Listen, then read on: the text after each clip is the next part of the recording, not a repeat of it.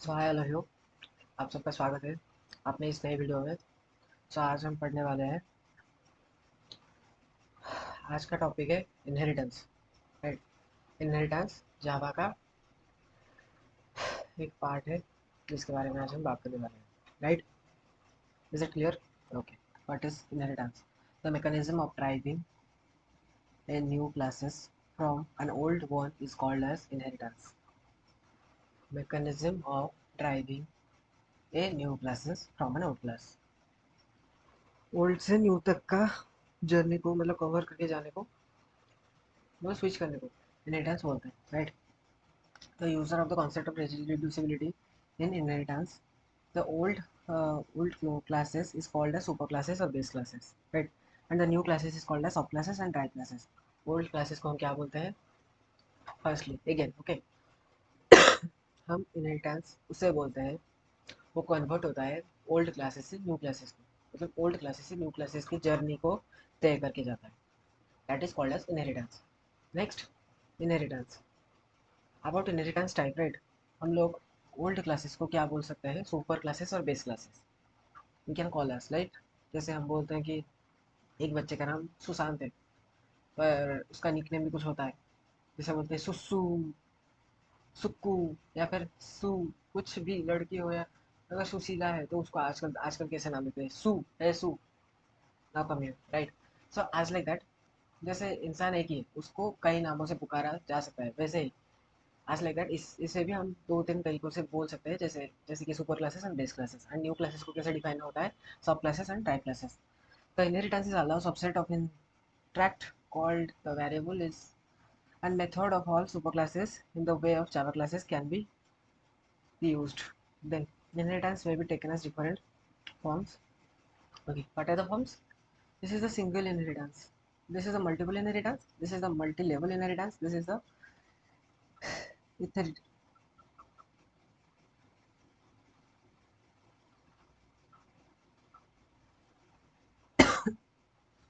so sorry, थोड़ा चला गया था और कहीं पे, तो फिर again started again, right.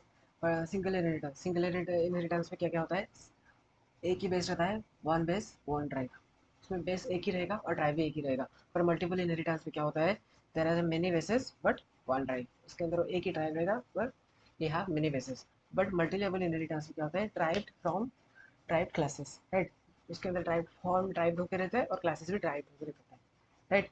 Derived form derived classes, दोनों चीज़ें डिराइव होकर रहती है। Then what is the top? Hierarchical. हाँ, इथेरिजिकल।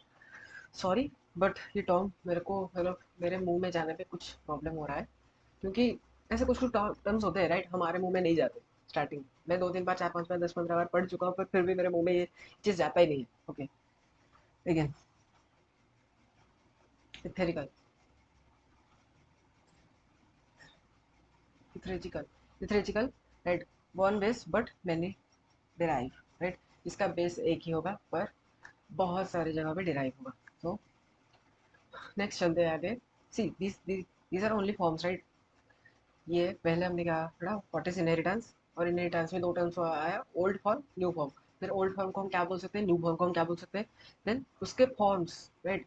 उसके फॉर्म्स को डिराइव किया गया, एक्सप्लेन किया गया कि कितने भागों में है, क्या क्या है उसमें, कैसे कैसे, फिर उस फॉर्म के अंदर क्या क्या होगा, इन फॉर्म्स कैसे एक दूसरे से डिफर करते हैं, कैसे एक दूसरे अलग है, तो ये चीज़ें डिराइव किया गया। फिर next one is note, Java doesn't support the multiple inheritance directly. However, this concept is implemented using interposes which are disused later, right? Syntax of defining subclasses slash derived classes. Then classes of name is extends as supername.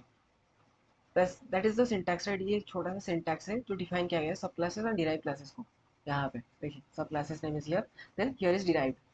वहाँ पे ऊपर define कर दिया गया, अंदर derive करेंगे उस classes को, ज़्यादा से ज़्यादा एक्सटेंड करेंगे। यहाँ पे note, extend is a keyword that extend is a keyword that signifies that properties of the subclasses are extended to the subclasses. The kind of situations occurs when we want to add some more properties one and existing classes. Existing classes. Without actually modifying it as example like this classes यहाँ पे define किया गया extend then under derive then here A is the base of the classes A this one is base and upper classes then it's second one is derived classes here यहाँ पे ये extend हुआ है a is extend one इसको extend करेंगे तो this is base and upper classes but the second one b is a derived and sub classes right? The single inheritance here is only about the classes are derived from one basis and classes example a class a right a then a class b extend a here see here only one classes is derived from one base classes यहाँ पे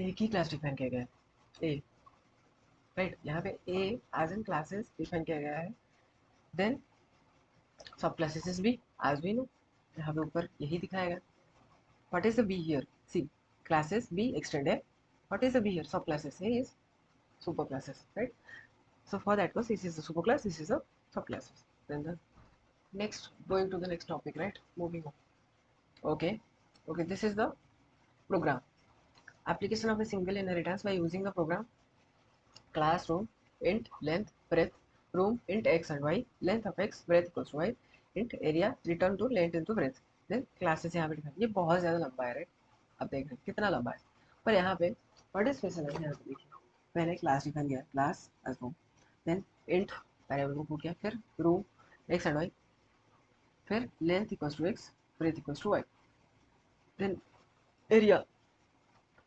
इससे पहले वाले में पढ़ा था कैसे define होती है क्लासेस को एक के बाद एक फंक्शन कॉल कैसे लगाया ये सारी चीज़ें जो पहले बताई थी ये सब यहाँ पे एग्जीक्यूट हो रही हैं देन यहाँ पे int area return to length into breadth right length into breadth इन दोनों में इनटू करना एक्स इनटू वाई को okay area then classes vacuum extend room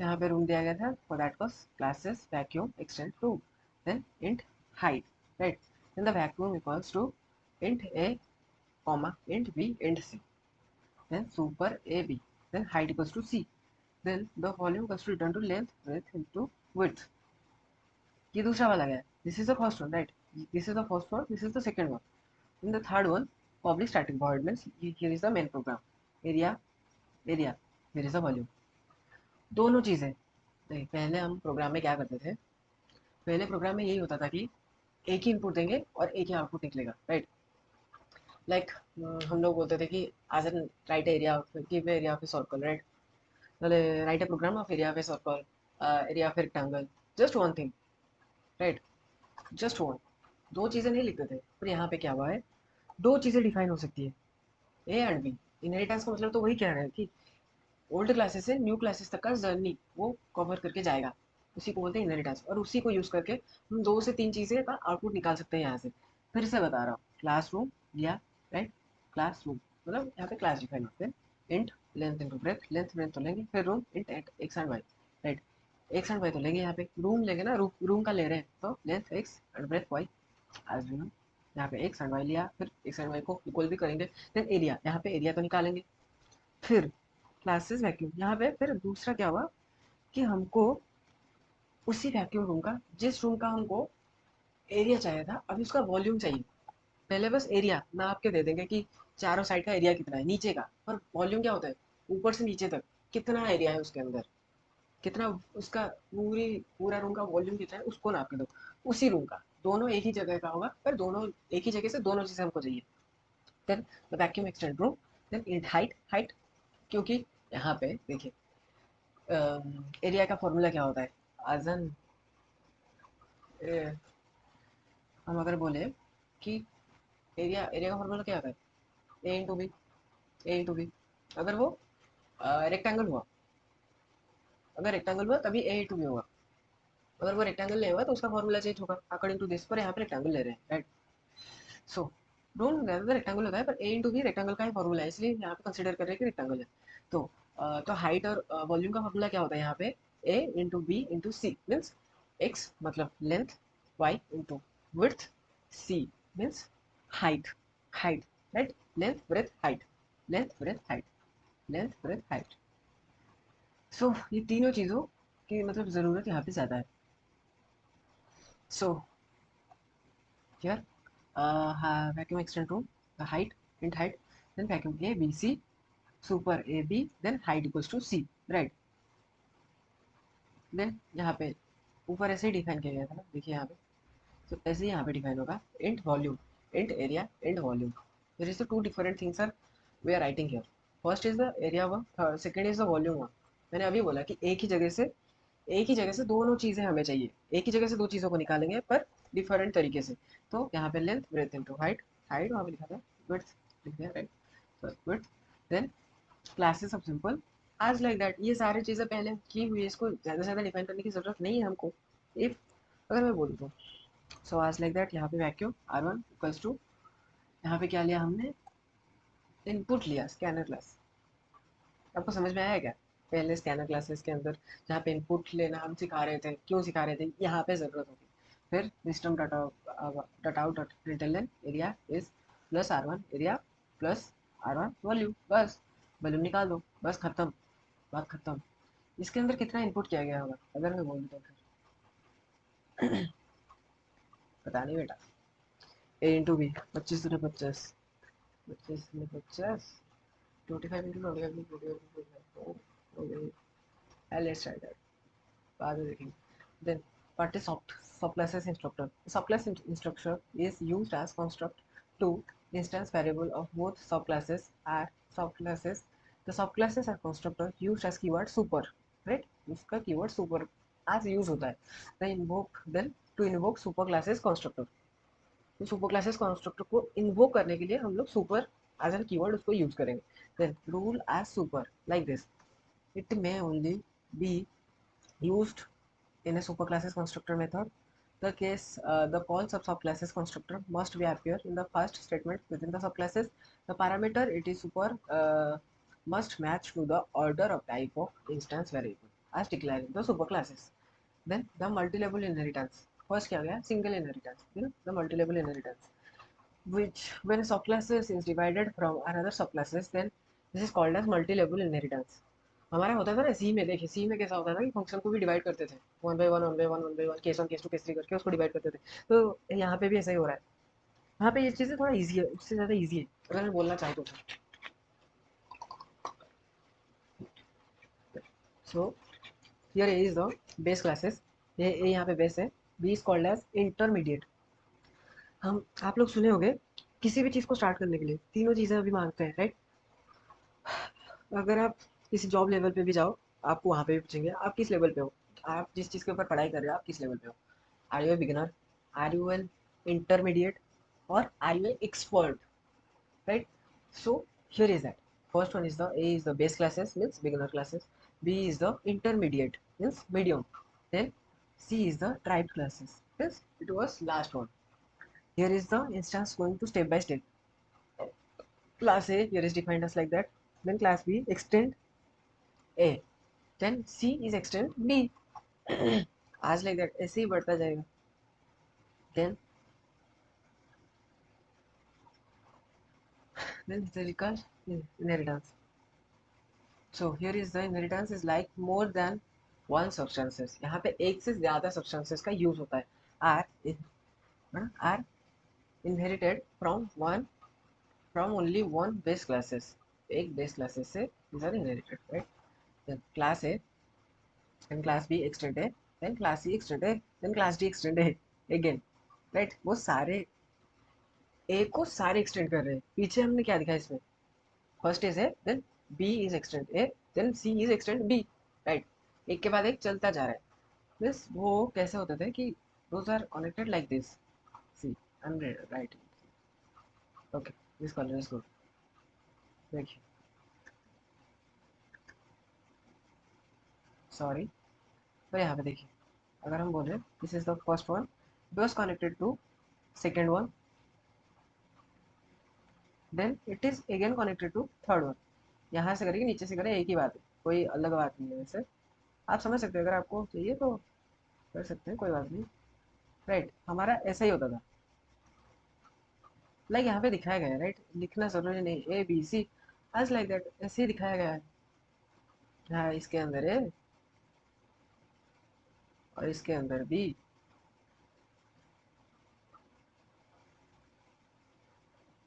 फिर इसके अंदर आ गया सी, वेरी सिंपल। इस इन तीनों के अंदर ये आ गया। इसको पहले निकाल लेते हैं वरना गाली पड़ेगी बहुत फिर से, भयंकर गाली। पर यहाँ पे क्या हो रहा है, वो एक ही जगह से तीनों कनेक्टेड है।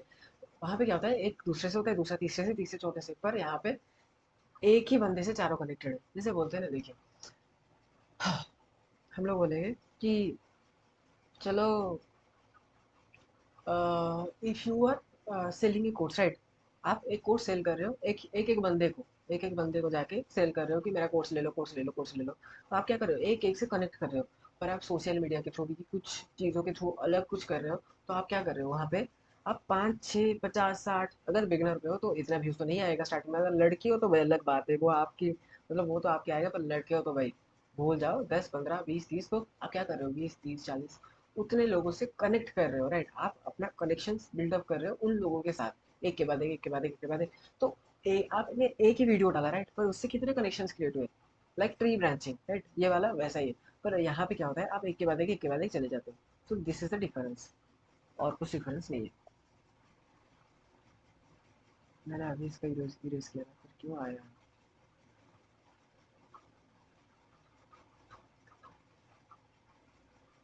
ये नहीं जा रहा, कोई बात नहीं, फिर आगे चलते हैं।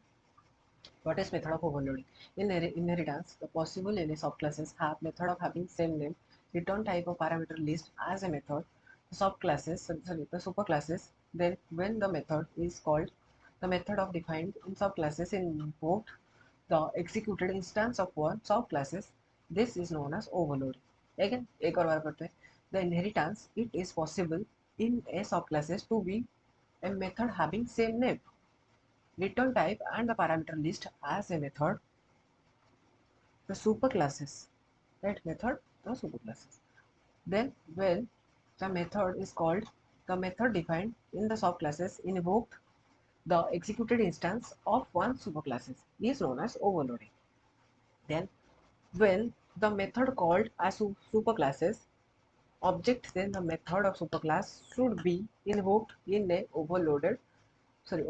If the method is called as using subclasses object, then the method subclasses should be invoked.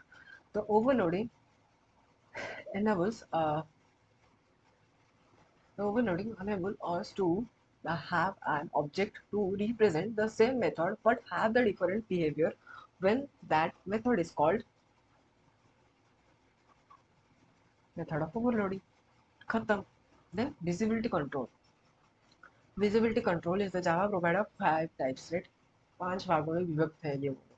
First one is public, second one is private, third is protected, fourth one is private protected, fifth one is friendly, right? Using of public, if the field is to be visible everywhere. The second one, use of protected of field is to be visible everywhere in the current package and also subclasses of the packages. The third one is using for of the field is to be visible everywhere in the current of packages only. In the fourth one, private protected, if the field is to be visible to the subclasses regardless the packages, if any visible in subclasses as regards to the packages. Then the fifth one, the private of fields is not to be visible anywhere except in the own classes. So here is some notes. As you can see, here is the access of locations. Here is a modifier. This is the problem protected friendly. This is the table. You have to see. आप लोग देख लो, इसको ज़्यादा explain करने की ज़रूरत नहीं है. This is the final variable method. All of the methods of variable can be overridden by the default classes if wish to prevent the subclasses from overloading. The members of subclasses can be declared them the final using final keywords. The final int size equals to 10. The final int area, curly braces, then program start. Then main method is final ensure that the underlayer defines the this method will never enter to any way making of variable of final ensure that values of final variable can never be changed. They behave like classes of variable. They don't take any spaces in individual objects of classes, the final classes. In this classes, something we may have like to prevent classes being further subclassed from the security reasons. The classes that cannot be subclasses and inherited is called as final classes. This is the definition of final classes. What is final classes, right? The syntax. This is the syntax, right? Final classes. This is the final classes simple. This is the syntax of this classes. any attempt of the inheritance, those classes will be cause of error and the compiler will not allow it to declaring the final prevent of any unwanted extension to the classes. So in general, if the variable is final, then we can't be inherited. If the method is made final, it can't be overloaded. If the classes is made is final, then it can't be inherited. As like that, this is the statement, right? The finalizer method. We know that the Java runtime as an automatic garbage collection system. It automation free of memory resources using the object. But when the object hold the other non-object resources such as files as describes the Windows system front as the garbage counter don't free those. In order to the free non-objects resources, hold the object Java supports as the method finalize the process is called as finalizations of similar instructions in C++. The syntax is protected void finalized through. These are the syntax of using those methods, right? Then abstract method and classes. As like that, the defined with the subclasses, we can't have the override of the bot of Java allows to do the something that we extremely opposite to this. We can indicate that the method always be defined of subclasses, thus making overloading compulsory. This can be done using the keywords abstract of the method definition. When a class's contents of more abstract method, it should also declare as the abstract. While using the abstract classes, we must have following conditions. Can't we use abstract classes to intermediate object? Abstract method.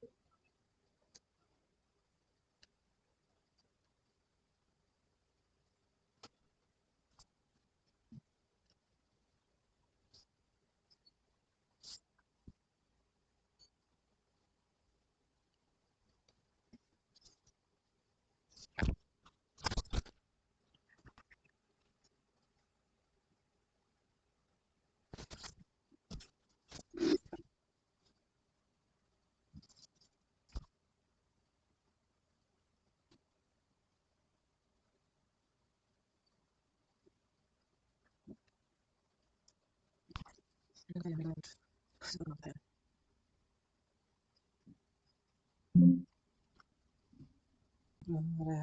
का answer आ गया 24.0 in this canal. So as for that यहाँ पे define कर देते हैं. So basically program इसी पे है कि problem is write a program to illustrate the abstract method in Java. Abstract method को कैसे यूज करना है. Then abstract method में यहाँ पे क्या है, abstract classes with an abstract method. यहाँ पे abstract classes को डिफाइन किया गया है. नीचे abstract method, there is the second one. Third one is the subset implementer.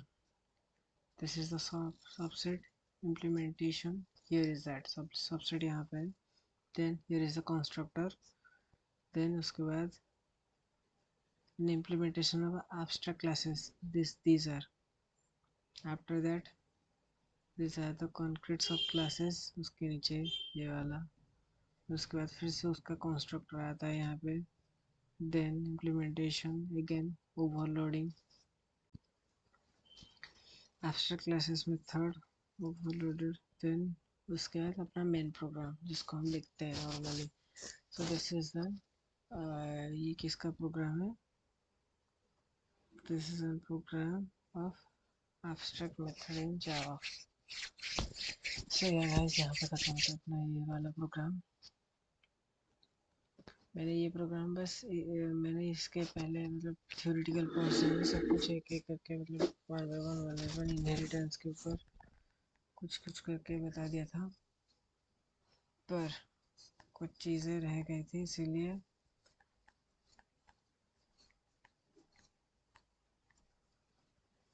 सारे एब्स्ट्रैक्ट क्लासेस में कुछ कुछ चीज़ें रह गई थी इसीलिए उसको फिर से एक के बाद एक करके दिखाना पड़ा, वरना ना आपको बाद में प्रॉब्लम होता. So for that course we are doing it. So yeah guys, आज अपना आफ्टर क्लासेस का जितना था वो सब कुछ खत्म हो चुका है. तो तब तक के लिए आप लोग आगे से आगे धीरे धीरे प्रैक्टिस कीजिए.